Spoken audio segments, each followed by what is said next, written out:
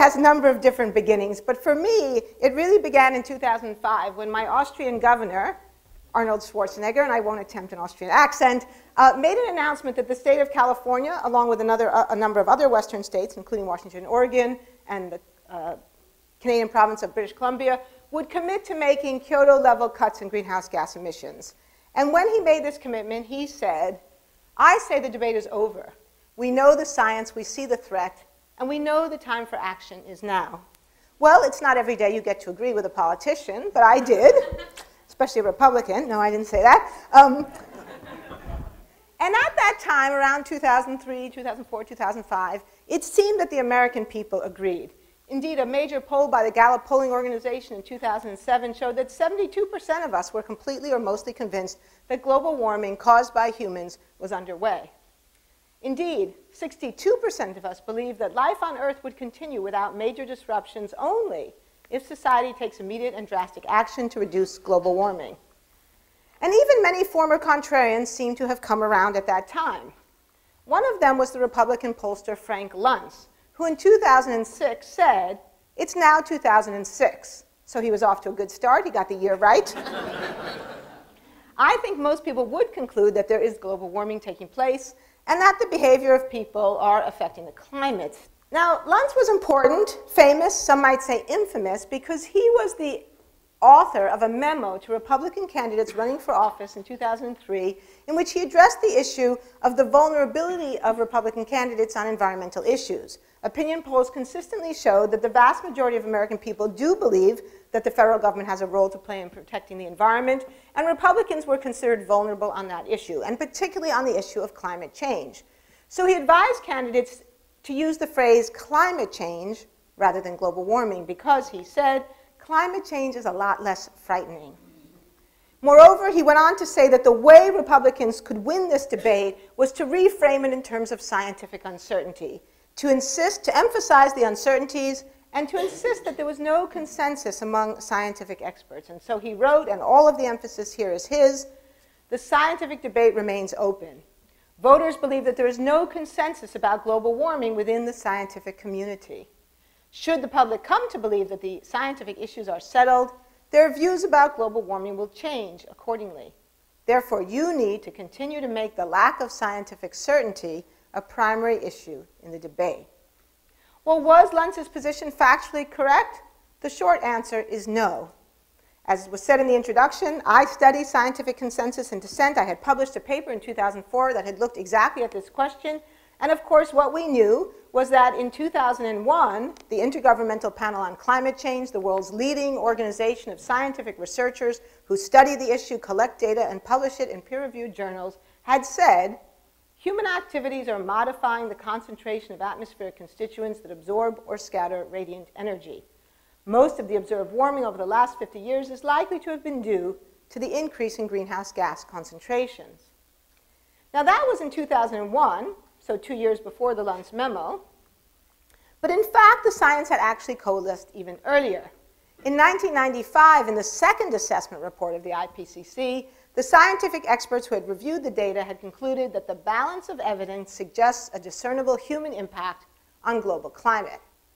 Now, in my own research, I had examined the question, or had posed the question, just because the leadership of a scientific organization says something, that doesn't prove that it's consistent with what the rank and file believe. So if you really want to know what working, ordinary rank and file scientists believe about a matter, you have to ask what have they published in the peer-reviewed scientific literature. And so that's what I did in 2004. I did an analysis of the peer-reviewed scientific literature using the database of the Institute for Scientific Information. And our analysis of the literature from 1990 to 2000 showed, when we asked the question, how many papers published in peer-reviewed journals disagree with that consensus statement or provide evidence to refute that consensus statement, the answer was none, not one. So that was, I thought, a pretty significant result. And so I thought it was kind of significant. Actually, at first I didn't, but no.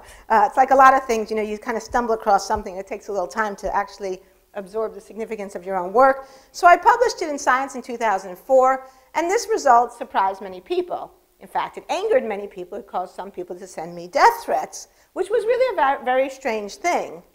Because nobody sent a death threat to President George H.W. Bush when he signed the Framework Convention, the United Nations Framework Convention on Climate Change in 1992, which committed the United States, along with 192 other signatories, to preventing dangerous anthropogenic interference in the climate system based on the emergent scientific consensus that we were indeed interfering in the climate system in a dangerous way. Now, when our first President Bush signed the Framework Convention in 1992, he called on world leaders to translate the written document into concrete action to protect the planet. So my co-author and I, Eric Conway, became interested in these two questions. What happened? Why didn't we take those concrete steps that our first President Bush promised us and promised the world? So what I'd like to do tonight is to give you an extremely brief history of the evolution of climate science, just a few key highlights, and then tell the story of the emergence of a political challenge to that science. So this is the story of merchants of doubt. It is the story of selling uncertainty along the lines of that Luntz memo, of emphasizing doubt, and of insisting that there's no consensus among scientific experts, and motivated, a big part of our story was to explain the motivation, motivated by a doctrinaire belief in free markets, born, nurtured, and hardened in the Cold War. So a good place to begin the story is with the work of John Tyndall, the Irish experimentalist who first established the concept of a greenhouse gas. In a series of experiments in the 1850s, Tyndall showed that certain gases, most notably water vapor and carbon dioxide, have a distinctive property of being highly transparent to visible light, but relatively opaque to infrared. So these gases allow visible light from the sun to penetrate the atmosphere rather readily, but then when infrared radiation is re-emitted to space from the Earth, it tends to be trapped by the greenhouse gases in the atmosphere. Now, Tyndall recognized that this was a good thing because without greenhouse gases, the Earth would be as cold as the Moon or Mars and quite inhospitable for life. About 50 years later, around the turn of the century, Svante Arrhenius, a Swedish geochemist, recognized that when you burn fossil fuels, it produces a byproduct of carbon dioxide, a greenhouse gas. And therefore, the burning of fossil fuels would be expected to lead to an increase in carbon dioxide in the atmosphere. And that increase could change the radiative balance, could change the heat balance of the planet and make the planet warmer. Arrhenius did the first calculations of what the effect of doubling carbon dioxide in the atmosphere would be and calculated that it would increase the average temperature of the globe as a whole by 1.5 to 4.5 degrees Celsius, or as much as 8 to 9 degrees Fahrenheit. Now, Arrhenius was Swedish, so he thought global warming would be a good thing.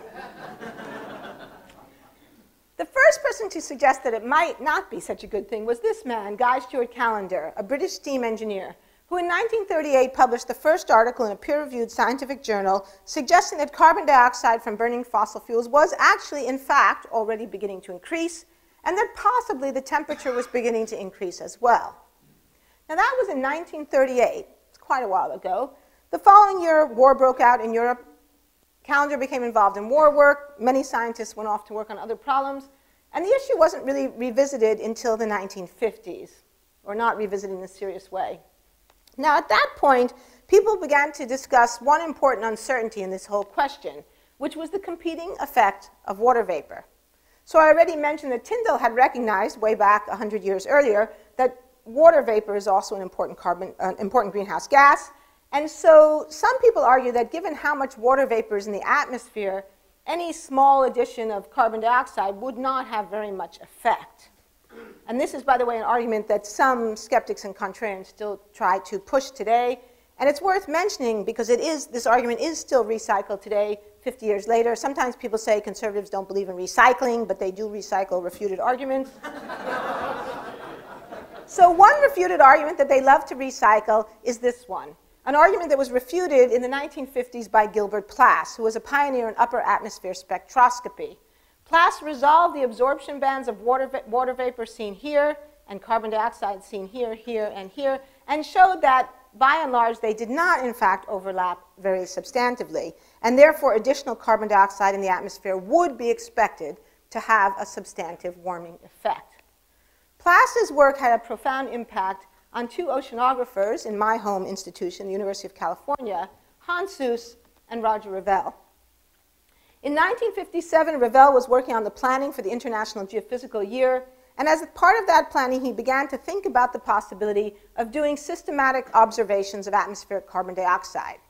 And he pointed out that by burning fossil fuels, humans were taking carbon dioxide stored in rocks over the course of hundreds of millions of years of geological time, and in a very short period of time, just a few decades to a century, we were returning large amounts of that stored carbon dioxide back to the atmosphere. And in doing so, he argued mankind was performing a great geophysical experiment. And so he argued for and obtained the funding to begin the measurements of carbon dioxide as part of the International Geophysical Year. And those measurements became the life work of another professor at the University of California, Charles David Keeling, who in 1958 began the systematic measurement of carbon dioxide in the Earth's atmosphere, which he continued until his death a few years ago, and which his son Ralph continues even today. So Keeling began this work in 1958, and within a few years, by 1965, he was convinced that his own data did indeed show a small but steady increase in carbon dioxide from about 315 parts per million when he began the work in 1958 to about 320 by 1965. By the way, where are we at now? Yeah, just under 400, about 395. So we're up here like heading towards Keeling's face. As a result of these preliminary data, Keeling and Ravel concluded that it would be important to begin to communicate with policy officials, government officials, about what this might mean.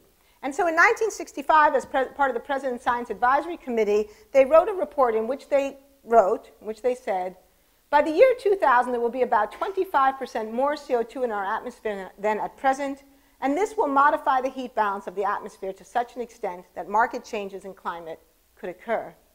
Now, we often complain that politicians don't listen to scientists, but at that time, at least one did. That year, Lyndon Johnson, in a special message to Congress, said, "This generation has altered the composition of the atmosphere on a global scale through a steady increase in carbon dioxide from the burning of fossil fuels." So that was President Lyndon Johnson in 1965.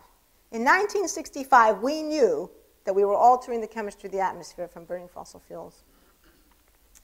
But in 1965, President Johnson had a few other things to worry about, and not much serious or sustained issue in the issue was generated in policy circles.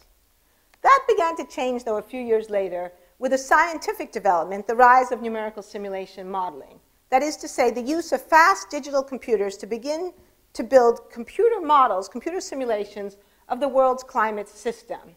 And for the first time, it began to be possible to model the dynamics of the atmosphere in a quasi-realistic way and to consider long-term trends, or as some people put it, to revisit the calendar question. And these models began to confirm the earlier predictions of Callender and Arrhenius that doubling CO2 would in fact lead to substantive changes in the average temperature of the globe and a whole set of other impacts that then would ensue from that. In the 1970s, then, we see a series of reports being issued from a number of different organizations: the World Meteorological Organization, the National Research Council, the National Oceanographic Agency, the US Department of Energy, the National Academy of Sciences, all of whom begin to discuss what the scientific results are showing and what they mean from a policy standpoint. These various reports led the US National Academy of Sciences to conclude that a plethora of studies from diverse sources indicates a consensus that climate changes will result from man's combustion of fossil fuels and changes in land use. If you go on the internet and you are interested in reading people who attack me, one of the things they like to attack me over is this issue of scientific consensus. There's a new project that just started in Australia of a group of climate contrarians who call themselves the Galileo Project. I mean, this is kind of, the narcissism of this is unbelievable. And one of the things they like to say is that science isn't about consensus. It's about heroic individuals who reject the conventional wisdom. Well, actually, science is about consensus, and this is the US National Academy of Sciences saying so. So this isn't my word, this is their words. This is how the scientists themselves thought about their own work, a kind of emerging consensus of opinion based on scientific research and data. So in 1979, there was a consensus that global warming would happen, that it was expected to occur. So this, in effect, is a consensus about an expectation, a prediction. I teach history of science at the University of California, and one of the things I always emphasize with my students is that we often think about scientific discovery as an event, a eureka moment, but really scientific discovery is not an event. It's a process, and it unfolds over time and often in stages. So here we see what I consider to be the first stage of the scientific consensus, the consensus about an expectation of what would happen in the future. There was also a consensus that it was not a small concern. That is to say that these changes would matter. So again, the National Research Council, writing on this question, said in 1979, the close linkage between man's welfare and the climatic regime within which his society has evolved suggests that such climatic changes would have profound impacts on human society. But the big question, the question about which there was not yet a consensus, was when. When would these changes be likely to occur? One scientist I interviewed for this project was part of a group that briefed the Carter administration on this question in 1979, and one official in the White House asked the scientist, well, when is all of this going to happen? And he said, well, I don't know, maybe 40 years. And the White House official said, please come back in 39. So the surprising result was when it was not 40 years later, but it was 6. 6 years later, NASA climate modeler Jim Hansen and his team at the Goddard Institute for Space Studies, part of NASA, concluded from their scientific data that the human signal, the human fingerprint on the climate system was in fact now detectable. Hansen testified this in the US Congress, saying that he was 99% certain of this result. And it was this result, and all of the data around it, that had led in part to the creation of the IPCC in that same year. But it also led to something else. It led to a politically motivated campaign to challenge that consensus and to cast doubt upon the science and the scientists. The campaign focused on the claim that the science was unsettled, and therefore it would be premature to act to do anything about this alleged problem. As a historian, I'm interested in origins, and the shocking discovery that Eric Conway and I made was that the origins of this claim could be traced back to a small handful of people. Now today, as you all know, there's doubt about climate science being promoted in many quarters, from the Bush White House to Fox News to the pages of the Wall Street Journal, Forbes, Fortune, and many other places. But one of the most important sources of disinformation about climate change, going back to 1988, going back to this very moment when the scientific consensus first coalesced, is a think tank in Washington, D.C. named the George C. Marshall Institute. For more than 20 years now, the Marshall Institute has either denied the reality of anthropogenic climate change or denied the reality of climate change, or if they accepted that there might in fact be some global warming, denied that it was caused by people. So where did the Marshall Institute come from? And why do they promote doubt about climate science?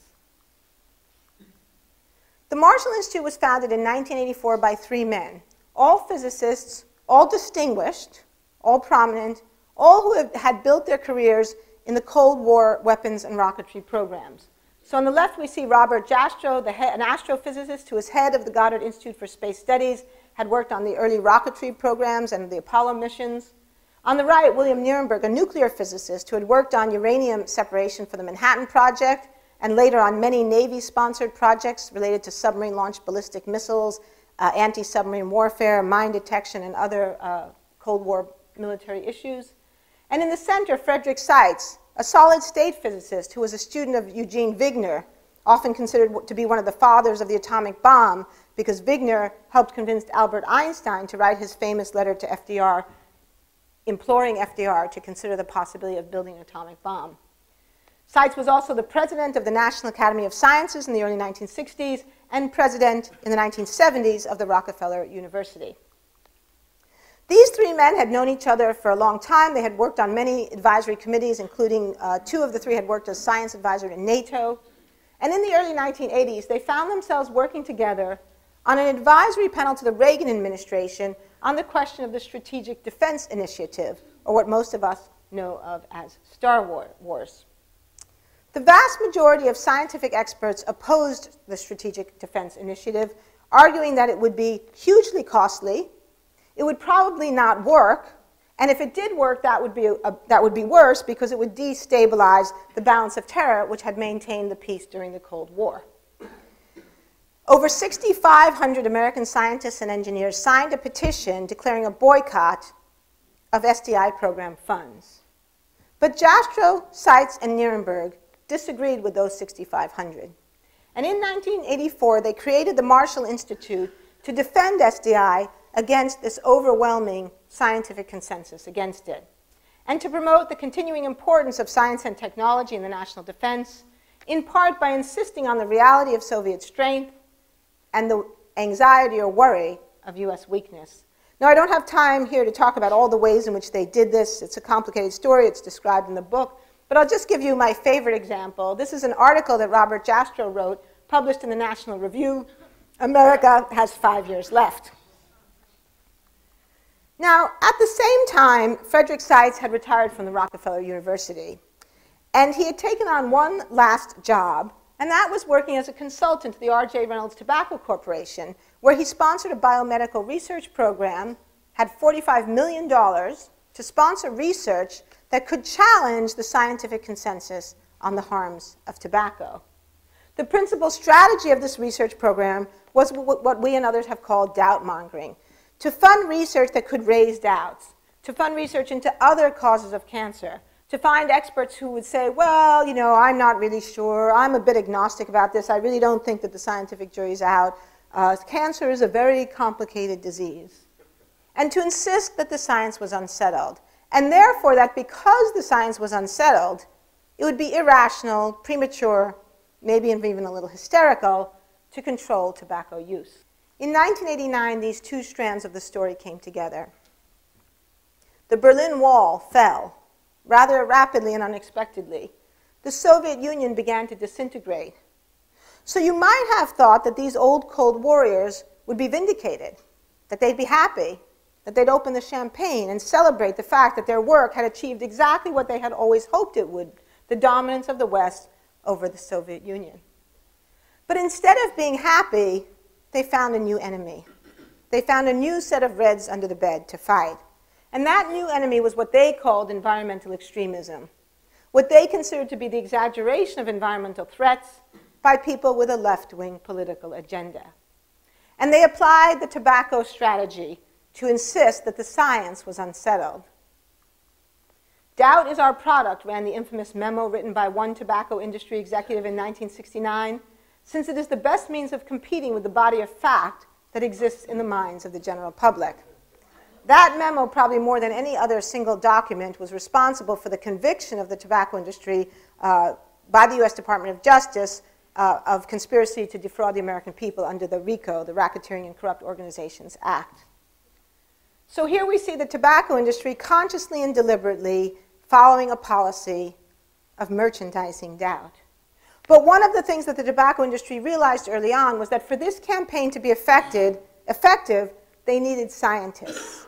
If a tobacco industry executive came up to you and said, well, you know, we don't really think tobacco is so harmful, you wouldn't be so gullible as to think that that was plausible. But if the president of the US National Academy of Sciences said it, then that was a different matter. And so they actively recruited scientists to supply the doubt. And in our book, Merchants of Doubt, then we tell and explain how this same strategy then was used not just to challenge the scientific evidence of tobacco, but a whole set of environmental and public policy issues that included the harms of tobacco, both direct and secondhand, the threat of nuclear winter and this question of SDI, the reality of acid rain, the severity of the ozone hole, and of course, most famously and most significantly, the human causes of global warming. Some of these people are now involved today also in a kind of revisionist attempt to challenge the scientific evidence of the harms of the pesticide DDT. The physicists in our story cast doubt on the science behind every one of these issues. And this for us was like one of the other eureka moments in the story when we realized that the same names, not just the same strategy, but actually the same people were involved in so many of these different things. At one point we started referring to them as serial contrarians.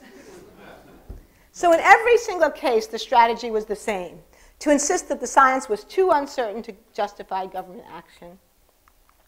Now, to know how they did it, you'll have to read the book. So what I'd like to spend the rest of the time this evening talking about is why they did it. Why would distinguished scientists attack of the work of their own colleagues? Why would they disbelieve data published in this very same peer-reviewed journals that they themselves had published their own scientific work during their own careers? So I want to talk about why they did it. And I think that as we come to understand what the political motivations were behind this, we'll also begin to understand why it gained so much traction, especially on the right side of the political spectrum, and why the issue now is so politically polarized. So the short answer is ideology. And specifically the ideology that George Soros has given the term free market fundamentalism. The unshakable belief in the power of free markets to solve our social, economic, and political and environmental problems. So what is free market fundamentalism? Well, it's probably best understood as an end member of a broader spectrum of beliefs that go under the term or the label of modern neoliberalism. Modern neoliberalism is focused on the power of deregulation and releasing the so-called magic of the marketplace. It came to prominence in the 1980s under Margaret Thatcher in the United Kingdom and Ronald Reagan in the United States. And indeed, in Britain today, some of the most prominent climate skeptics and contrarians are people who were active in the Thatcher administration way back in 79, 80, 81. But it's not just conservatives, Tories, and Republicans, and I think this is a really important part of the story. It was promoted throughout the 1990s by in the so-called Washington Consensus, led by our president, our Democratic president, Bill Clinton, and UK Labour leader, Tony Blair. It was also promoted over the course of more than 3, almost 4 decades by the head of the Federal Reserve, Alan Greenspan. Throughout the 1990s, and really I would say up until just the last few years with the global financial collapse, there has been a bipartisan consensus in economic and policy circles on the virtues of deregulation. The intellectual roots of neoliberalism can be found primarily in the work of the Chicago economist Milton Friedman, who in 1962 published a seminal book, which I highly recommend reading because it really helps explain the kind of way of thinking and psychology behind this whole story. And the crux of Friedman's argument is in his title, Capitalism and Freedom. And his argument is that capitalism and freedom are two sides of the same coin, that they are inextricably linked, that you can't have capitalism without freedom, and you can't have freedom without capitalism. So if you believe in freedom, if you believe in liberty, you must not only believe in capitalism, but you must fight to defend and protect it. Why? Well, because he argues, if you look at cases like the Soviet Union or China, mainly he was focused on the Soviet Union, he argued that for states to control markets, the only way they can do that is to control the people who are the actors in those markets. And so once you accept the need for the state intervention in the economic system, it's only a matter of time before the state will begin to control who you visit, where you work, what kind of job you take, what you think, what religion you practice, and we're on the slippery slope to tyranny. In his introduction, Friedman acknowledges his debt to the Austrian neoliberal economist Friedrich von Hayek, who in 1944 published the book Road to Serfdom. Again, the title really sums up the argument.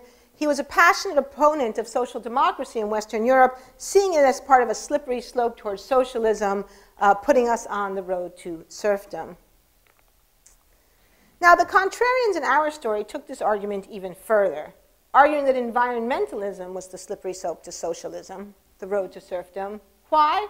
Well, because many environmentalists did argue the need for the government to intervene in the marketplace for regulation of pollution like acid rain or dangerous products like tobacco.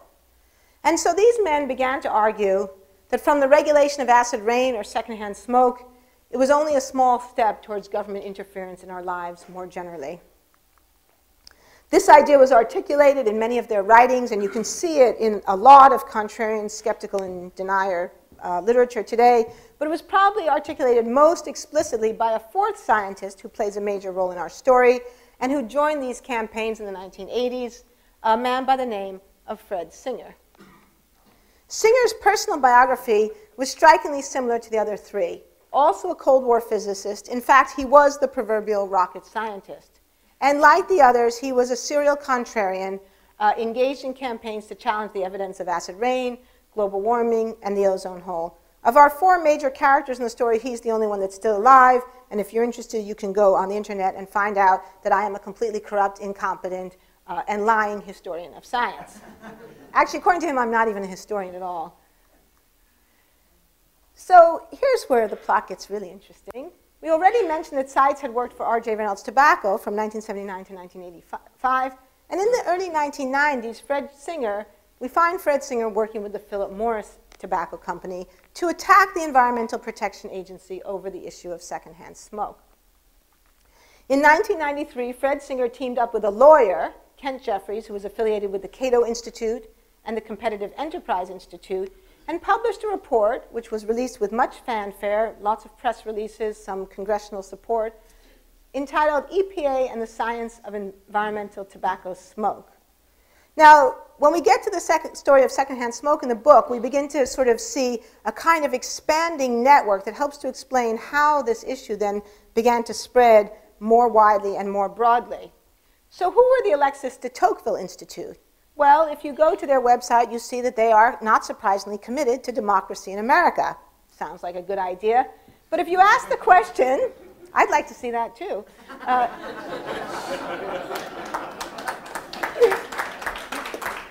But if you ask the question, who funded this? The answer is the Tobacco Institute, which was itself supposedly a research organization, but in fact a front for the tobacco industry. And of course, many of you are probably already familiar with the activities of the Cato Institute and the Competitive Enterprise Institute, again, whose names pretty much tell you what you need to know. So why were these men attacking the EPA? Well, the EPA had declared that secondhand smoke was a Class A or proven carcinogen, responsible for thousands of additional adult lung cancer deaths per year, hundreds of thousands of cases of bronchitis and emphysema in infants and young children, and implicated in causing sudden infant death syndrome. This result was affirmed by the US Surgeon General, and it was based on literally thousands of peer-reviewed studies done in the United States, Canada, Japan, Germany, Australia, and elsewhere. So why would a rocket scientist dispute all of this data? Why would he dispute the epidemiology and oncology and public health data? Indeed, why would any scientist challenge this data? Why would any person defend a product that killed infants in their cribs? Well, fortunately, the great thing about being a historian is how often people answer questions for themselves. And Fred Singer did exactly that. On page 2 of his report, he wrote, "If we do not carefully delineate the government's role in regulating dangers, there is essentially no limit to how much government can ultimately control our lives." So there it is, the Cold War anxiety, the fear of creeping communism, the road to serfdom, the slippery slope to socialism. Today, smoking, tomorrow, the Bill of Rights.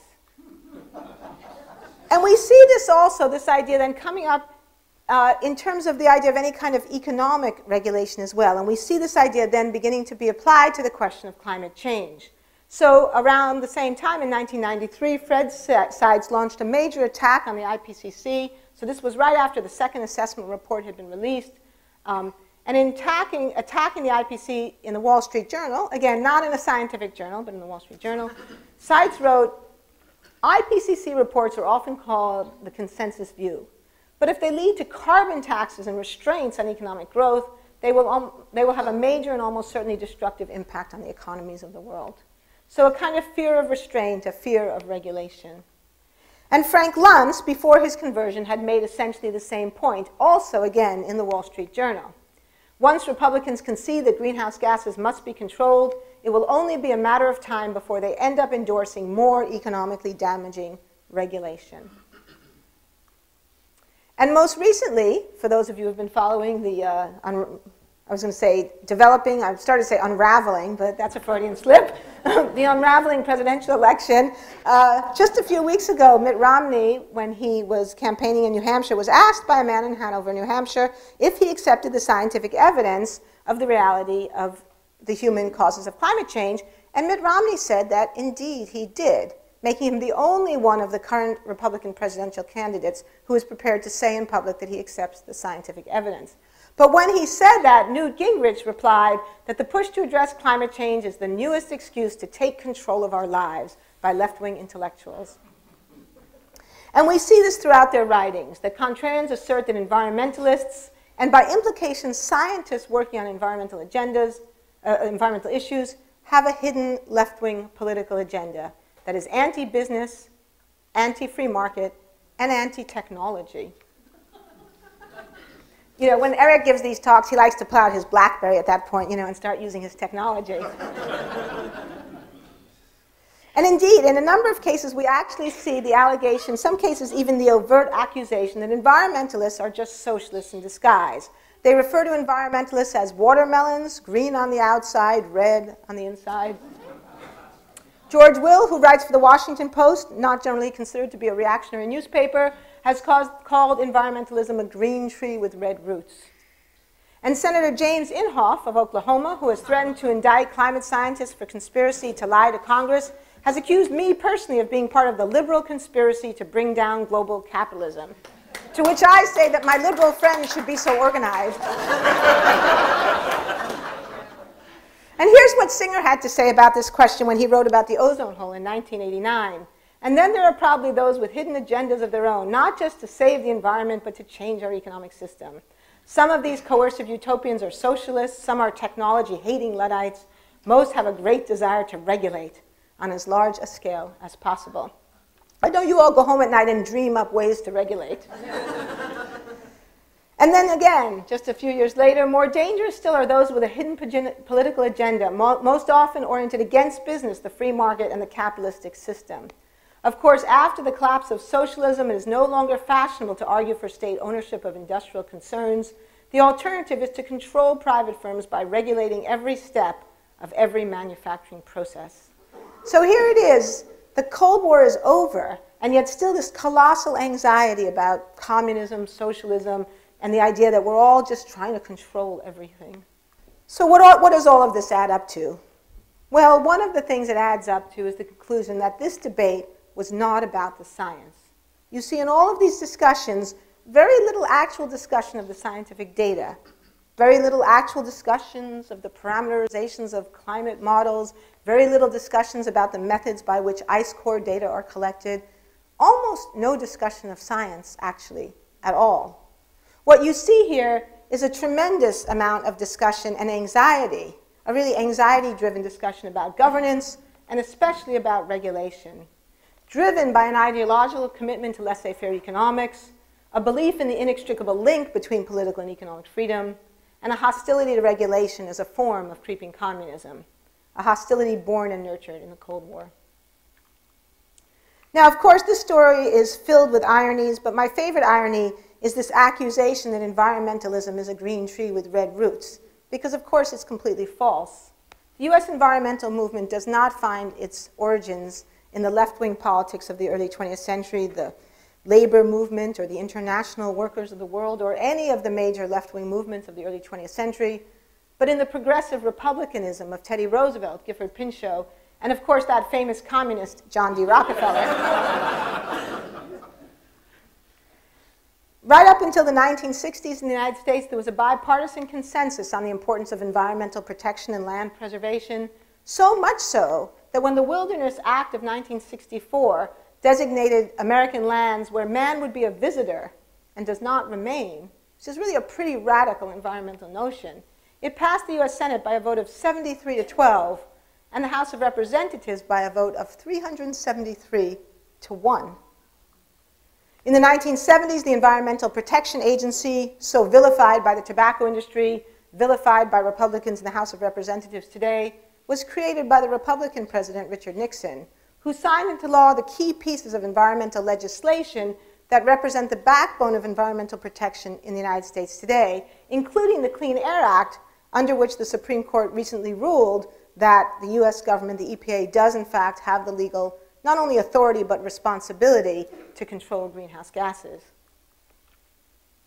But things began to change in the 1980s. When scientific evidence began to reveal serious problems like acid rain, the ozone hole, and global warming, problems that seemed to demand government action, problems that seemed to demand regulation, problems that individuals couldn't solve on their own. And these issues emerged in what historians like to call a historical contingency, or ordinary people might just call bad luck. These issues emerged just as the Reagan administration was arguing for less government and less regulation, exactly as advocated by Milton Friedman, shown here shaking hands with Ronald Reagan at the White House. And this, I would argue, put the Reagan administration and later the entire neoliberal consensus, supported by many Democrats as well as Republicans, on a collision course with science. Indeed, on a collision course with our future. Now, Ronald Reagan may have had a point. Government regulation is not the solution to every problem, and some environmentalists are socialists. I might even know a few of them. Moreover, the cutting edge of science is always unsettled. There is always uncertainty in science, in any live scientific debate. There's always room for reasonable doubt. But when it comes to questions of public policy, when it comes to making decisions about acid rain or global warming or GMOs or autism and vaccines or any question involving scientific evidence and data, the important question, the relevant question, is what is reasonable? And history shows clearly that the rejection of the scientific evidence regarding DDT, acid rain, the ozone hole, secondhand smoke, wasn't based on reasonable scientific doubt. In fact, it wasn't based on scientific doubt at all. It was based on the desire to avoid government regulation of the products and activities that had created those problems. History also shows that DDT, nuclear winter, acid rain, the ozone hole, and the harms of tobacco were all real problems needing real solutions. Issues where the scientists, our scientists, got it right, and the merchants of doubt were the ones who got it wrong. And finally, and perhaps most important, as we move forward to try to address the problem of global warming, and I think this is actually the most important lesson to me of the last century, is that free market capitalism, like any human institution, has its limits. And the most important limit for this story is what economists call the negative externalities, the costs that accrue to people who did not reap the benefits of the activities that generated them. If you pick up any introductory economic textbook, you will find that environmental damage is the textbook case of a negative externality, a cost that is not reflected in the price of the product. And this, then, is the common thread that unites the diverse science that was challenged by the merchants of doubt, the unifying theme that explains the serial contrarianism, which is otherwise rather perplexing. They all involved market failures. They were all examples of behaviors that generated large external costs and therefore provided a possible warrant for government intervention in the marketplace. Nicholas Stern, the former chief economist of the World Bank, has called anthropogenic global warming the greatest and widest-ranging market failure ever seen. So it's not surprising then, I think, when we step back from this issue, that we see that environmentalists, Europeans, and those on the left of the political spectrum were fairly quick to accept the reality of these problems, because for these people, the idea of a government intervention in the marketplace was not problematic. On the other hand, conservatives, libertarians, Americans, and the CEOs of the tobacco industry have been very slow to accept the scientific evidence, because for them, it is a problem to accept the reality of the requirement or the necessity of a government intervention.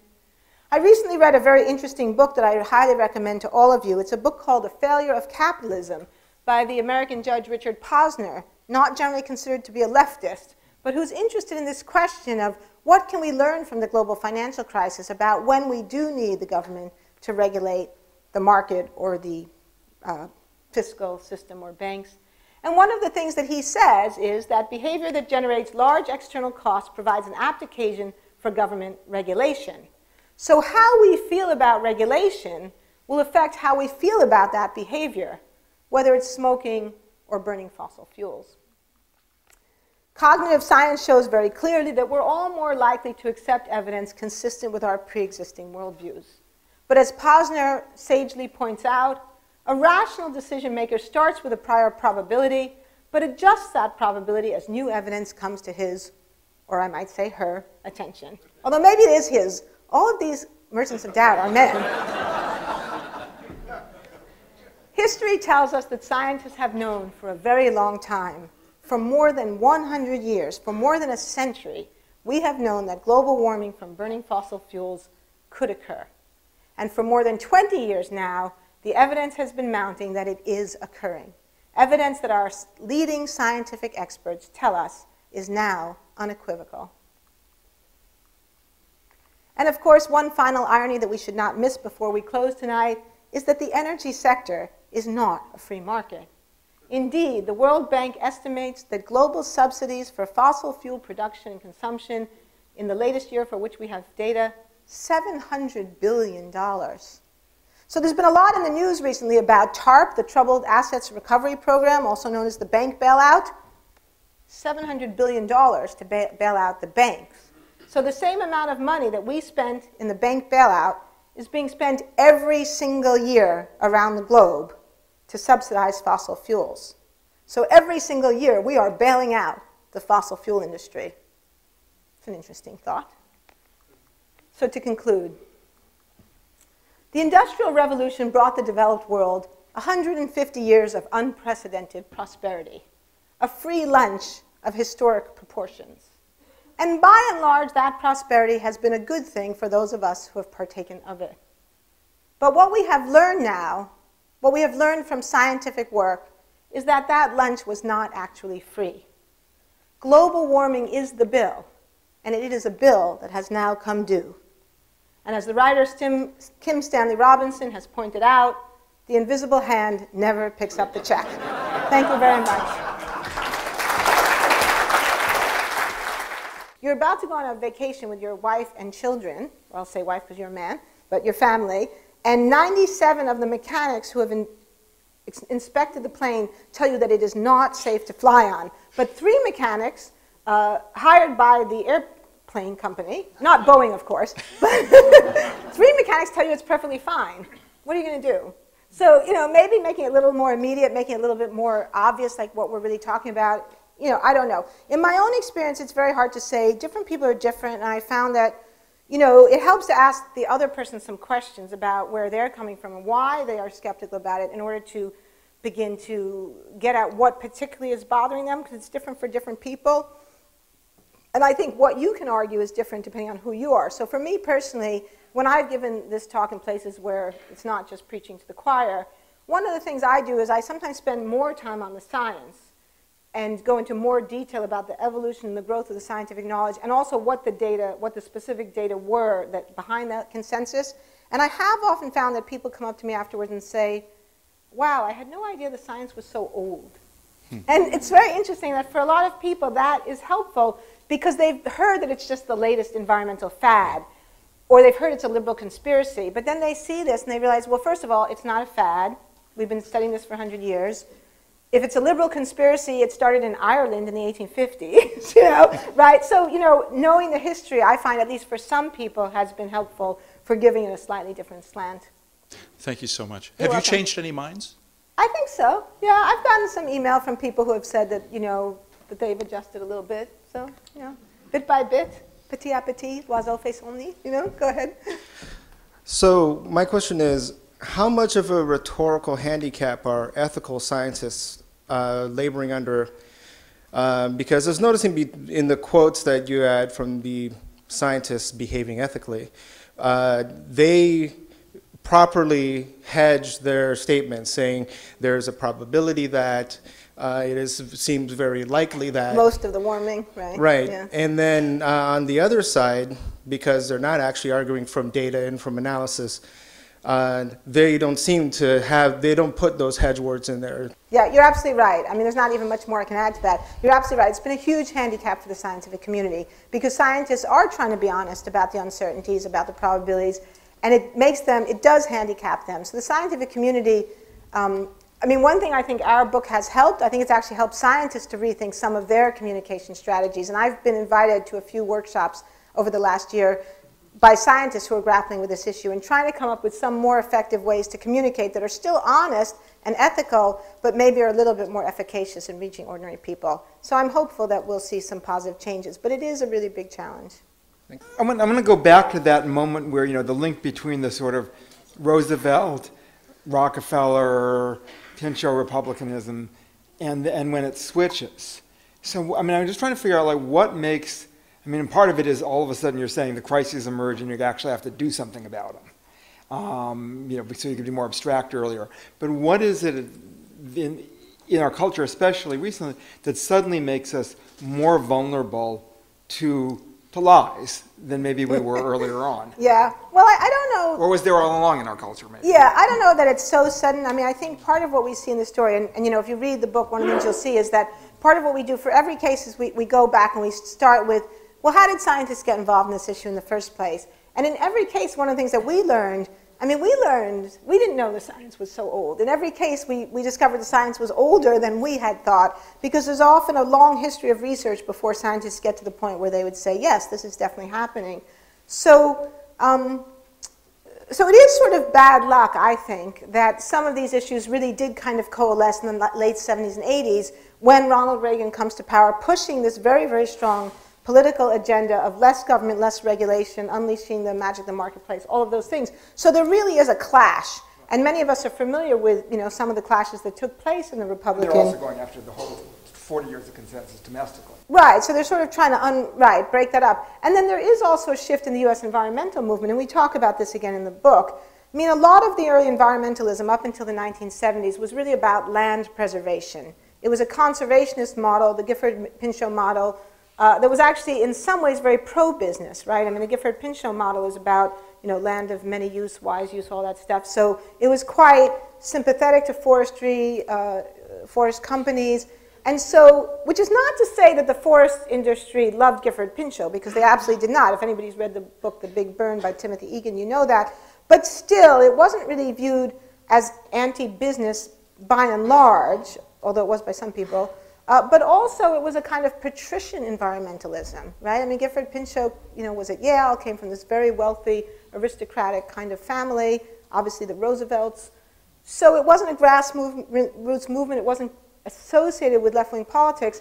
That really did change in the 60s and 70s when a different kind of environmentalism emerged around pollution issues, which were about business polluting the environment, did in many cases have a kind of, not necessarily anti-business per se, but a critical approach towards what businesses were doing in terms of polluting the air, the water, destroying landscapes and stuff. So the tenor of the environmental movement did change and did become more left-wing, more grassroots, in some ways much more democratic, but in ways that also generated a lot of anger and hostility and backlash in some sectors of the business community. So, you know, we go into this in more detail in the book. It's a complicated issue, but I don't think it's that sudden. I think it really builds up over, you know, 20 or 30 years.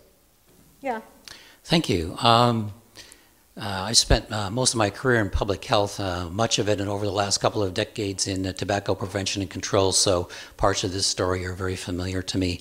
My question is that I think, as we're all aware, there are many, many scientific issues that impact our lives where there's a relatively clear consensus, but for which there's a small group of people that disagree. In many cases, that small minority don't achieve a highly visible platform to influence the rest of us and shift the opinion of large groups of people. And I know you said the how is in the book, but I wonder if you could share a little bit, sure, of course. just a little bit more, Yeah. maybe a little teaser about why it is that this particular group of folks obtained the leverage and the voice that they did in order to shift public opinion. Yeah, well, it's a great question. Of course, we do discuss this in the book, and I hope people will read the book and read more about it. So I'll just give you a little bit. There's really three things. So in the beginning of the story, one thing that it really is crucial is the Cold War. These men were deeply influential because of what they had done in the Cold War. And in some ways, it actually goes back to the atomic bomb. I mean, the atomic bomb really thrust into positions of unprecedented influence a group of very brilliant men, but who I think also became kind of narcissistic and even egomaniacal, perhaps, because of what they had done in building the atomic bomb. And so they had the ear of the president, congressmen, senators, admirals, generals, and they used it. And so they had access to power. And so when they began to become involved in these other issues, you know, they could pick up the phone and get invited to the White House. And we talk in the book, we talk about one episode where Bill Nierenberg goes to the first Bush administration and presents this contrarian view of climate science.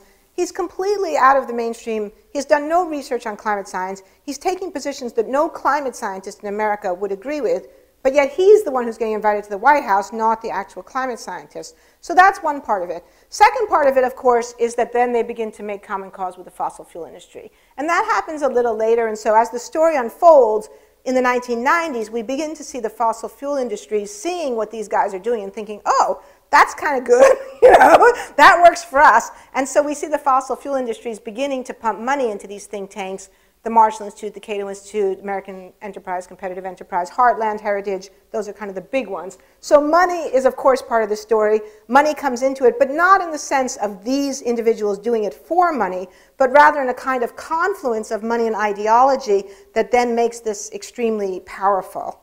And then the third part of it, I think, has to do with the media landscape and also the rise of the internet.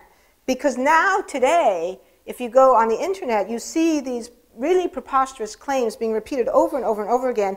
And many times they use language that someone like me or Eric Conway, who has studied this, we recognize this as language that has come from the Cato Institute or come from the Heartland Institute or even come from the tobacco industry. But now it gets picked up and it gets repeated over and over again. Sometimes I do radio call-ins like I did this morning, and I can hear people saying things that I know what website they've got it off of, you know? And that wouldn't have happened 30 or 40 years ago. So now we are in this much more challenging media landscape that makes it much, much more difficult to refute these kinds of claims once they get out into the common vernacular. You talk a lot about the Cold War being an influence on these people's thoughts. And do you see the scientists of, you know, the 30 and younger being proponents of these theories? Or because, I mean, I grew up with Captain Planet and that kind of idea, and our generation is different. We don't have the big boogeyman looming over us. And so the idea of, you know, socialists under the environmental, you know, crust is not, it's foreign. And that's what I was wondering about. Do you see it continuing past the current generation of the Cold War scientists? Well, one thing is there aren't very many of these people under 30. They tend to be older.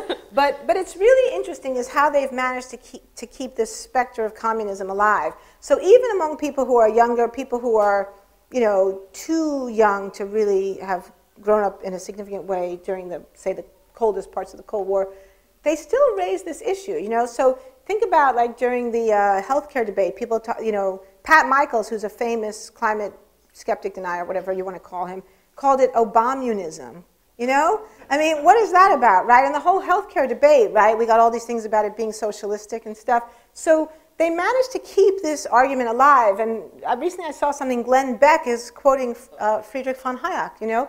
So it's kind of amazing how you can take a political argument, a political debate from the past that should be dead, that should be irrelevant, and still use it to stir up old anxieties and maintain old divisions, and that is continuing to be done in the right wing in the United States right now.